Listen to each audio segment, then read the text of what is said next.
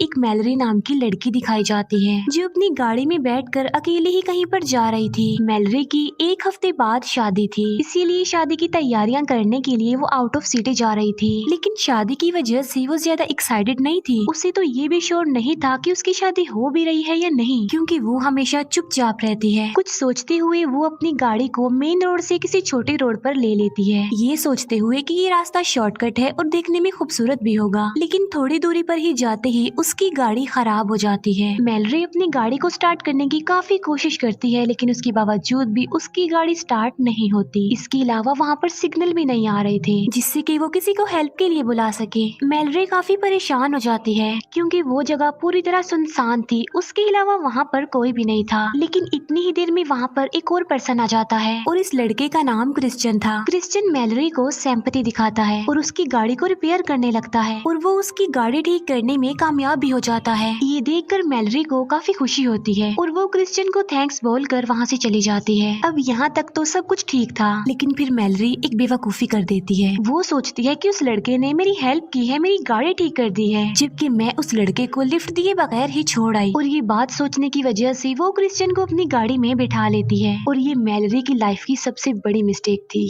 Starting में तो Christian Malory को इम्प्रेस करने के लिए काफी अच्छी इधर उधर की बातें करता है, लेकिन थोड़ी दूर जाते ही उसकी कन्वर्सेशन, उसकी बातें चेंज हो जाती हैं और उसका बिहेवियर भी अब बदल गया था। वो मैलरी से अजीबोगरीब बातें करने लगा था। मैलरी समझ चुकी थी कि वो किस टाइप का इंसान है और वो क्या चाह रहा है, इसीलिए वो गाड़ी रोक लेती है और क्रिश्चियन को गाड़ी से उतरने के लिए कहती है। लेकिन क्या वो इतनी आसानी से गाड़ी से उतरने वाला था? बिल्कुल भी नहीं। और मैलरी को भी इस बात का अंदाजा नहीं था कि वो कितनी बड़ी मुसीबत में फंस चुकी है। क्रिश्चियन जल्दी से अपना नाइफ निकाल लेता है और मैलरी को नाइफ दिखाकर वो उसे कहीं पर ले जा रहा था। अब जान बचाने के लिए मैलरी को उसकी बात तो माननी ही पड़नी थी। लेकिन तभी मैलरी देखती है कि क्रिश्चियन ने अपनी सीट बेल्ट नहीं लगाई हुई और यही मौका था मैलरी के पास अपनी जान बचाने का। लेकिन तभी मैलरी देखती है कि क्रिश्चियन ने अपनी सीट बेल्ट नहीं लगाई हुई और यही मौका था मैलरी के पास अपनी जान बचाने का। मैलरी एक कर्व से अपनी गाड़ी को खाई में फेंक देती है, जहाँ पर जाकर गाड़ी बुरी तरह क्रैश हो जाती है, जिसमें मैलरी बच जाती है। लेकिन मुसीबत की बात तो ये है कि वो गाड़ी से निकल नहीं सकती थी क्योंकि उसका पैर सीट में बुरी तरह फंस चुका था। वो खुद को फ्री करने की काफी कोशिश करती है लेकिन नहीं हो पाती। और तभी हम बाहर क्रिश्चियन को देखते हैं, वो भी बच गया था, जो कि बिल्कुल ठीक था, सही सलामत था। इवन वो मैलरी से भी ज्यादा सही हालत में था। और यहाँ पर वो बाहर होने के बावजूद भी मैलरी की हेल्प नहीं करता, बल्कि वो उसे वहीं मरने के लिए छोड़कर वहाँ से चला जाता है, जबकि मैलरी सिर्फ हेल्प के लिए चिल्लाती रहती है। फिर ऐसे करते करते रात हो जाती है, लेकिन मैलरी अभी तक वहाँ पर फंसी हुई थी, वहाँ से फ्री नहीं हुई थी। असल में वहाँ पर सिचुएशन ही ऐसी थी जिसे देखकर लग रहा था कि शायद मैलरी कभी भी ना फ्री हो पाए, क्योंकि गाड़ी का दरवाजा लॉक था। फिर जैसे ही रात होती है वहाँ पर ठंड बढ़ जाती है और मैलरी को सर्दी लगने लगती है। लेकिन गाड़ी में कुछ कपड़े थे जिन्हें पहनकर मैलरी अपनी सर्दी तो रोक लेती है और लकीली कार में बैटरी भी थी जिसकी मदद से वो हीटर ऑन कर लेती है। अब ठंड से तो वो बच गई थी, लेकिन इसके अलावा भी वहाँ पर मल्टीपल प्रॉब्लम्स थी, क्योंकि वो जंगल था, आसपास जंगली जानवर थे जो सारे मैलरी की गाड़ी के आसपास ही घूम रहे थे। ये देखकर मैलरी जल्दी से गाड़ी की हेडलाइट्स ऑन कर देती है, जिसे देखकर वो सारे एनिमल्स डर जाते हैं और वहाँ से भाग जाते हैं। फिर किसी तरह ये रात गुजर जाती है, लेकिन मैलरी के लिए अब मुसीबत बढ़ गई थी, क्योंकि पीने के लिए उसके पास बहुत थोड़ा सा पानी था और खाने के लिए तो कुछ भी नहीं था। फिर ऐसे करते करते रात हो जाती है और रात से अगली सुबह, लेकिन स्टिल मैलरी वहीं पर फंसी हुई थी, वो अभी तक फ्री नहीं हो पा रही थी। लेकिन मैलरी को साथ साथ बचने की कोई उम्मीद भी नजर नहीं आ रही थी।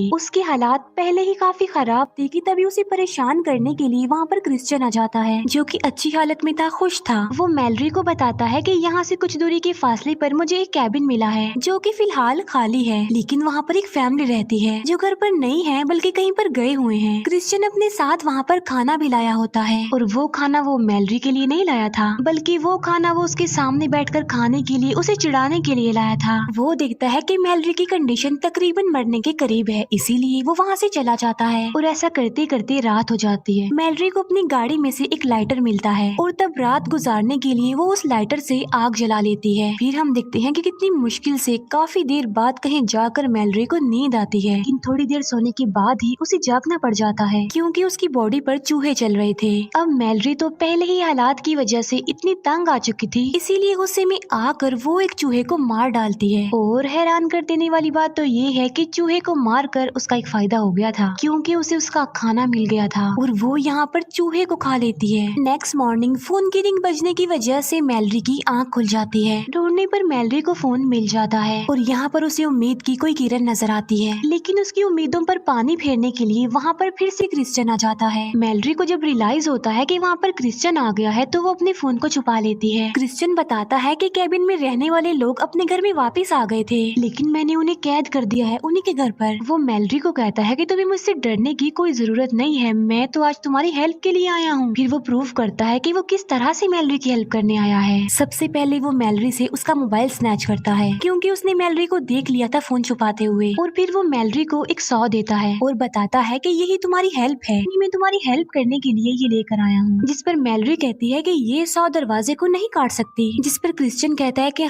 बिल्कुल ठीक कह रही हो तुम, इस 100 से दरवाजा नहीं कट सकता और ये 100 मैं दरवाजा काटने के लिए लाया भी नहीं हूँ, बल्कि ये 100 मैंने तुम्हें इसीलिए दी है ताकि तुम अपना पैर काटो और आजाद हो जाओ, क्योंकि आजाद होने के लिए उसके अलावा सिर्फ यही ऑप्शन है। ये कहने के बाद क्रिश्चियन वहाँ से चला जाता है। अब मैलरी किसी भी हालत में आजाद होना चाहती थी, लेकिन उसमें इतनी हिम्मत, इतना हौसला नहीं था कि वो अपना पैर अपने हाथों से काट ले। रात में मैलरी को काफी प्यास लगती है और प्यास की वजह से उसकी मरने वाली हालत हो रही थी, लेकिन यहाँ पर मैलरी की खुशकिस्मती ये होती है कि वहाँ पर बारिश होने लगती है, यानी अब उसे प्यासा मरना नहीं पड़ेगा और उसे पीने के लिए इतना सारा पानी मिल जाता है। तभी मैलरी जल्दी से रेडियो ऑन करती है, जिस पर बताया जाता है कि इतनी सारी तूफानी बारिश आने की वजह से फ्लड आ गया है और सारे रोड पानी होने की वजह से भर गए हैं और ट्रैफिक की वजह से भी। इसीलिए जो लोग भी ड्राइव कर रहे हैं वो मेन रोड से छोटे रोड पर जा रहे हैं, यानी वो रोड जहाँ पर मैलरी फंसी हुई है अब वहाँ पर भी कार्स आएंगे। यहाँ एक बार फिर से मैलरी को उम्मीद नजर आती है कि वहाँ कोई तो आएगा, कोई तो उसकी हेल्प करेगा, और वहाँ पर एक गाड़ी आकर रुकती है, लेकिन वो गाड़ी किसी और की नहीं बल्कि क्रिश्चियन की होती है। उसे देखकर मैलरी को एक आइडिया आता है। वो उस मरे हुए चूहे के खून को अपने पैर पर लगाती है और ऐसे रिएक्ट करती है जैसे वो मर गई हो। वो ऐसा इसलिए कर रही थी ताकि क्रिश्चियन ये समझे कि मैलरी अपना पैर काटने के दौरान ही मर गई, और होता भी ऐसा ही है। क्रिश्चियन समझता है कि मैलरी सच में मर गई अपना पैर काटते हुए, इसीलिए वो मैलरी की गाड़ी के पास आता है, लेकिन वो मौके का फायदा उठाकर उसे स्टैब कर देती है और बाद में वो उसकी गाड़ी की चाबी भी ले लेती है और उसकी गाड़ी को लॉक करके वो चाबी को दूर फेंक देती है। उसने ऐसा इसलिए किया था ताकि उसकी रुकी हुई गाड़ी को देखकर कोई तो हेल्प करने के लिए वहाँ पर आएगा, लेकिन तभी क्रिश्चियन जल्दी से वहाँ से बाहर निकल आता है। इतनी ही देर में वहाँ पर पुलिस की एक गाड़ी भी आती है। मैलरी हेल्प के लिए काफी चिल्लाती है। वहाँ पर काफी तूफान था, इसीलिए उस पुलिस ऑफिसर को मैलरी की आवाज नहीं सुनाई देती।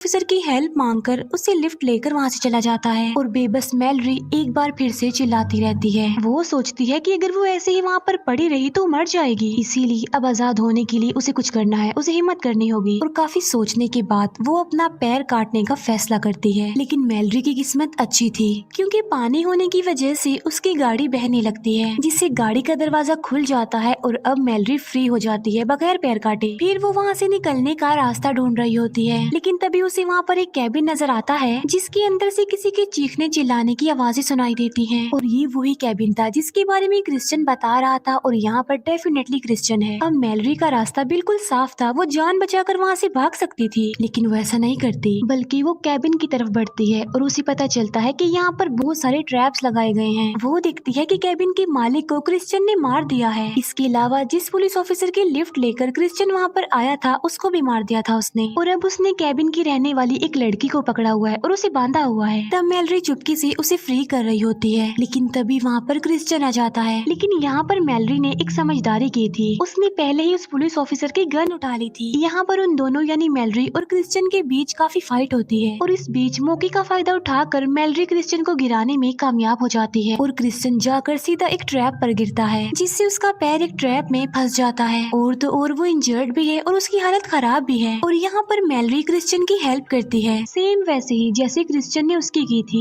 वो क्रिश्चियन को एक नाइफ देती है और उसे कहती है कि बचने का सिर्फ यही रास्ता है, नाइफ से अपना पैर काटो और आजाद हो जाओ। लेकिन नाइफ से पैर काटना काफी तकलीफ दे था, काफी मुश्किल था। और ये कहने के बाद मैलरी उसे मरने के लिए उस लड़की को अपने साथ लेकर वहाँ से चली जाती है। फिर हम क्रिश्चियन को देखते हैं जो कि अपनी आखिरी सांसें गिन रहा था, वो मरने वाला था। और फिर देखते ही देखते क्रिश्चियन मर जाता है। यानी इसका मतलब ये है कि मैलरी ने अपना रेवेंज ले लिया था। इसके अलावा इस स्टोरी का मोरल ये भी है कि अगर तुम किसी के साथ बुरा करोगे तो तुम भी कभी न कभी किसी ट्रैप में फंस सकते हो। और इसी के साथ इस मूवी का यहीं पर दी एंड हो जाता है।